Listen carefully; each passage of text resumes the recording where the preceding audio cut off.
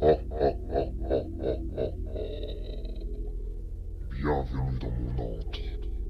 Ceci n'est pas une fiction. Tu es bien dans le monde réel de l'irréel. Es-tu prêt à frissonner? Es-tu prêt à affronter tes peurs? Alors, installe-toi confortablement et tremble.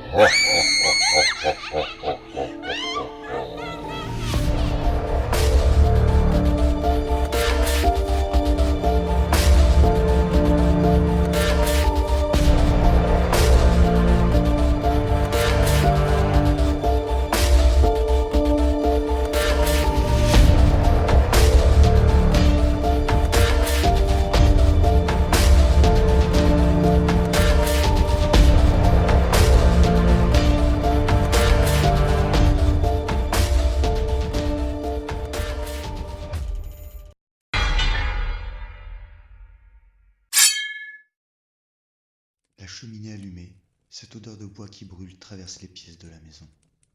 Je suis posé tranquillement dans mon fauteuil bien confortable, la pipe à la main en lisant mon journal dans le silence le plus complet. Dehors, il fait froid. La neige tombe à gros flocons. Personne à l'horizon.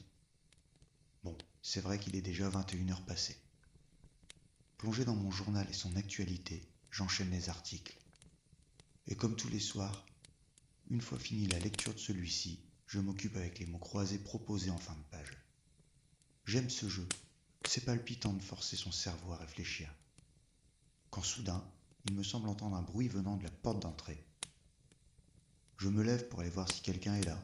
J'ouvre la porte, mais personne et pas de traces de pas dans la neige.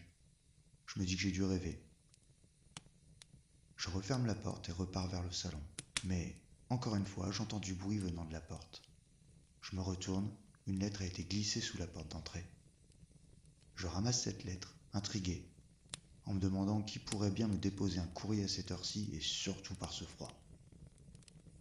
Arrivé à nouveau dans mon fauteuil, j'ouvre la lettre. Je me demande vraiment qui a pu déposer ça. Bref, je reprends mes mots croisés. Quelques minutes passent, puis, à nouveau, j'entends du bruit venant de l'entrée. Je me relève et va voir. Une autre lettre a été glissée sous la porte. Cette fois-ci, il est écrit.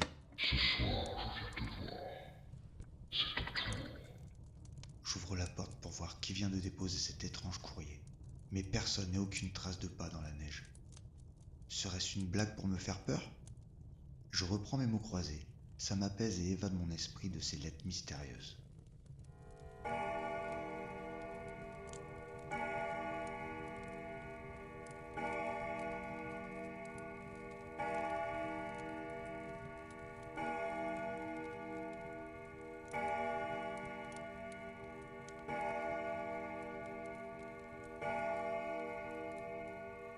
« 22h sonne à l'horloge.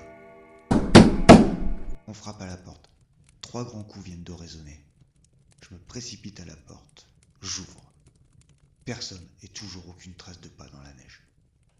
La peur commence à faire surface. Je ferme la porte. Je reste derrière celle-ci, déterminé à prendre en flagrant délit celui ou celle qui s'amuse avec moi. J'attends de longues minutes, immobile, dans le silence. Puis soudain, une 3e lettre est glissée. Sans attendre, j'ouvre la porte. Cette fois, c'est moi qui va rigoler, me dis-je. Mais personne et pas de trace dans la neige. Je ramasse la lettre, l'ouvre. Il est écrit. Mais qu'est-ce que ça veut dire, m'interroge. Je jette ces lettres malveillantes dans la cheminée et m'installe une nouvelle fois dans mon fauteuil. Mais je reste immobile, attentif à ce qu'il se passe autour de moi, quand j'aperçois une ombre à la fenêtre. Je me lève pour aller voir cette ombre, mais elle disparaît aussi vite. Je me rassois. Un courant d'air froid envahit la pièce, alors que les flammes de la cheminée sont vives. Le froid prend le dessus sur la chaleur de la pièce. Puis l'ombre apparaît de nouveau. Mais dans le salon, face à moi. Elle est grande et de forme humaine. Elle me fixe. Je sens un froid glacial envahir ma gorge, puis c'est la crise cardiaque. Je m'écroule. Mon cœur s'arrête. Les lettres ont été écrites et glissées sous ma porte, par la mort elle-même.